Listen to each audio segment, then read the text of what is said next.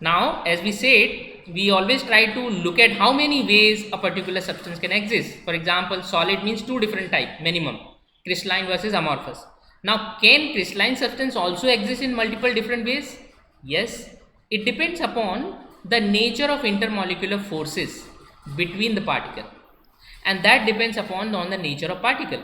So based on the nature of intermolecular forces or chemical bonds now between the particles of the substance, we can actually classify the crystalline solid into three broad categories.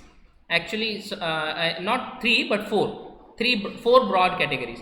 So the crystalline solids mainly can be put based on these intermolecular forces, at least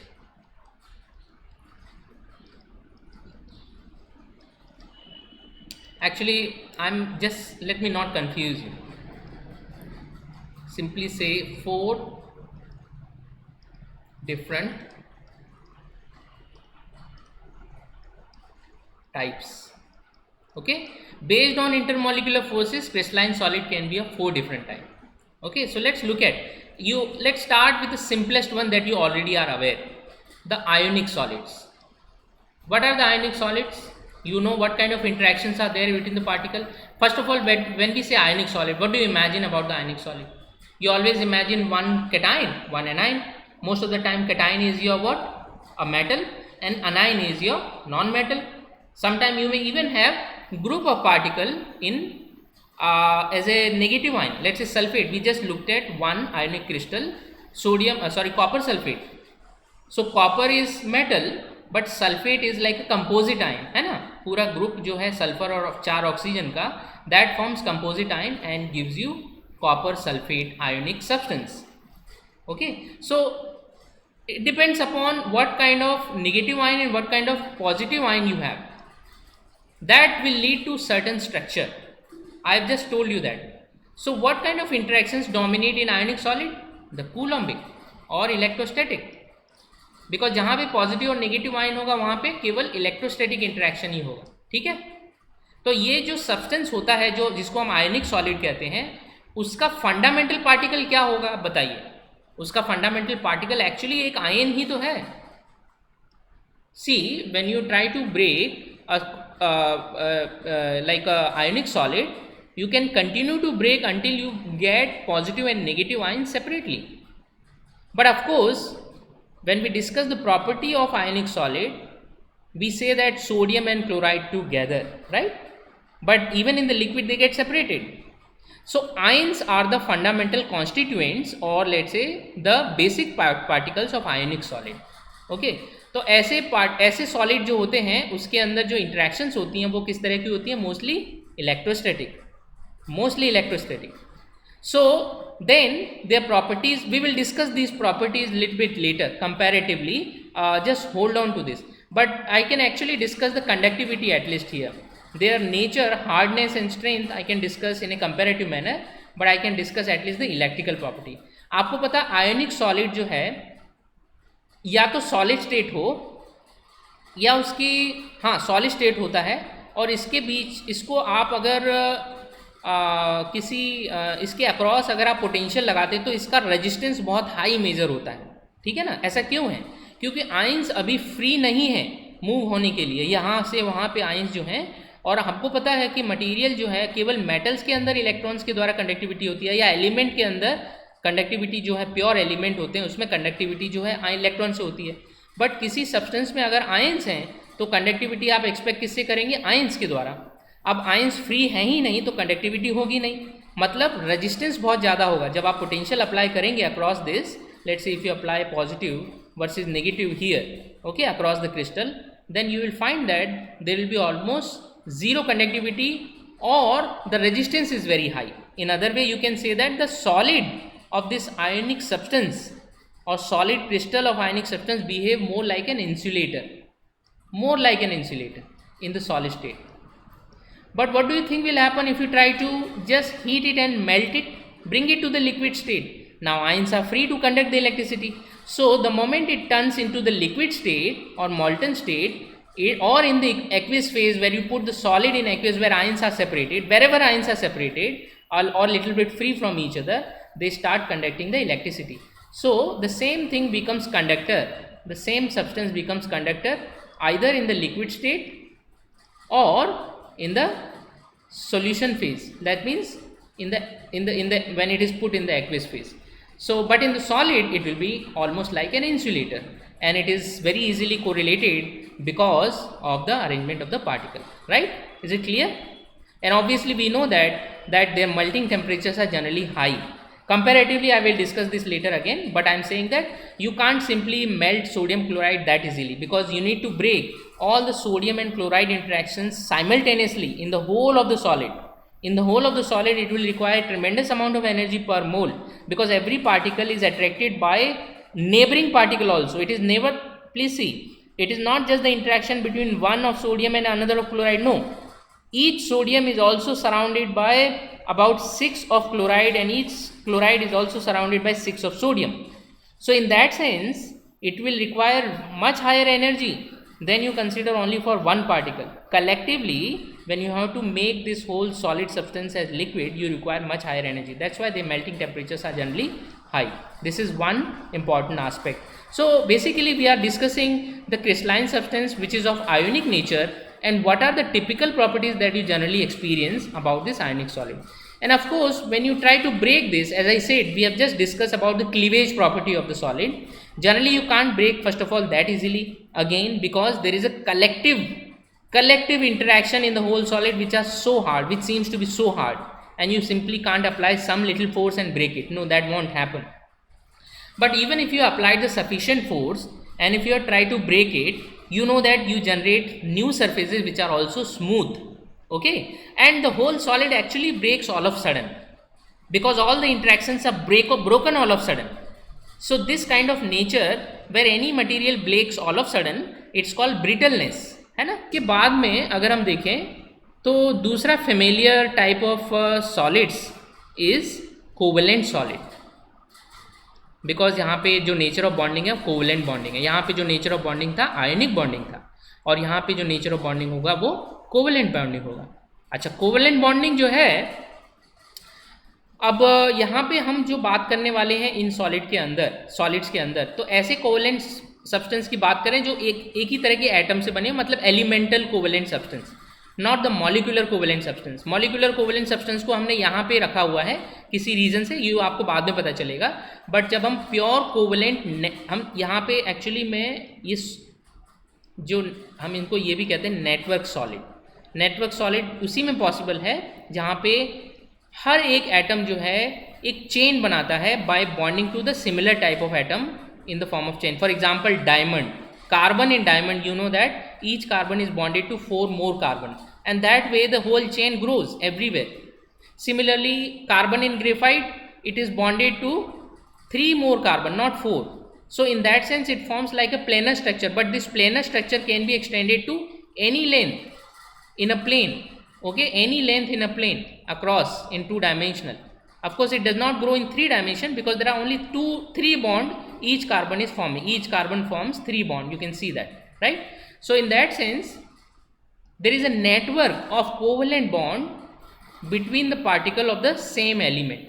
So that's why we are talking about the covalent substances mainly right now, let's say of one type element. But of course, you will find the example where this kind of network can grow even in the covalent substances where you have more than one type of particle. For example, आपको अभी हमने discuss किया था पिछले classes में quartz which is made up of silicon dioxide. You remember that the structure? Let me show you again. This one, you see that the structure of silicon dioxide that you see here, where each silicon is bonded to 2 oxygen. Okay, this is like red is silicon and bonded to 2 oxygen, but they also are covalently bonded with each other. Like that the whole chain grows. So this silicon dioxide that also forms a kind of network of covalent solid. So right now I am mainly emphasizing on the solid substances which have covalent bonding, but they lead to the formation of network. Okay, we are not talking right now about the covalent substances which don't lead to the formation of network. Them we have put here in the category. Like benzene is also one covalent substance, but the covalency is only in between 4 carbon and the remaining hydrogen, right? But when you talk about benzene to benzene interaction, it is not covalent. So these are also covalent substances at the molecular level, and here are also the covalent substances. In fact, this whole thing is one big giant molecule, but it's the same type of element that is connected with each other. Okay, so forming a network.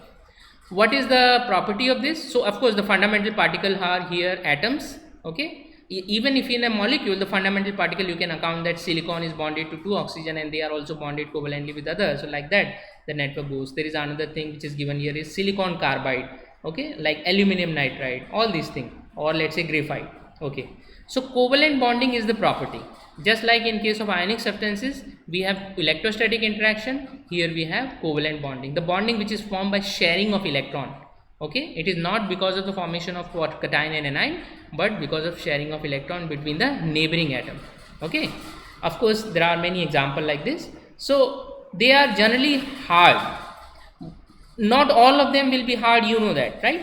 Substance like diamond, substance like quartz, the structure of which I have just shown, substance like silicon carbide, aluminum nitride, they will be very hard, because the network covalent bond itself is strong, and if you form a network of it, it will be even harder to break, right?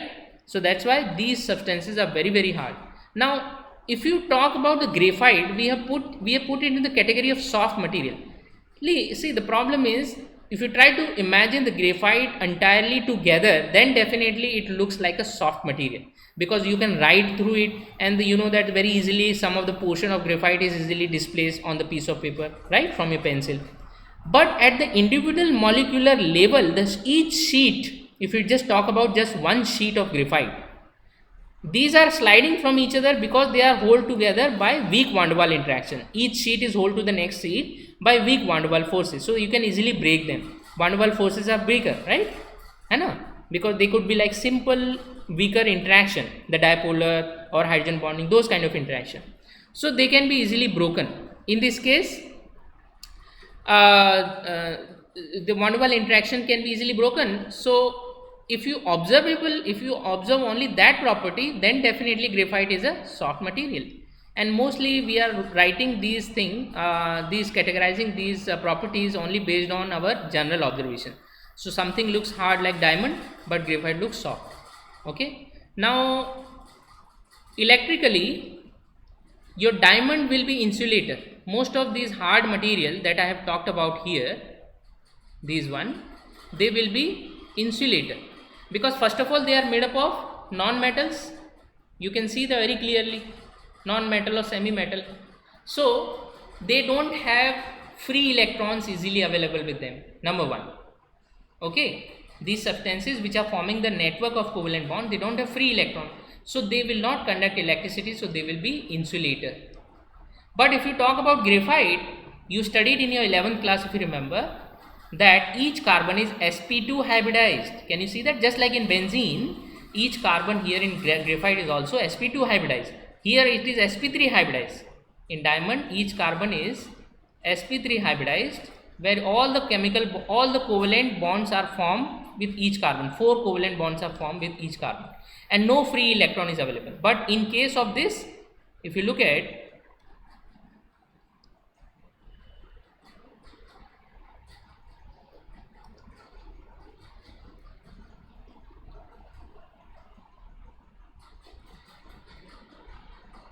each carbon here in diamond is sp3 hybridized, but each carbon in graphite is sp2 hybridized,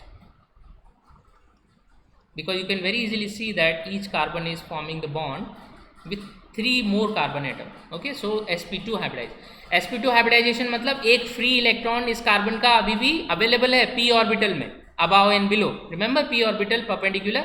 So that free electron is like, it is available, it is free to move around. So for so many carbon, there will be so many free electron which can easily move around under the influence of potential difference.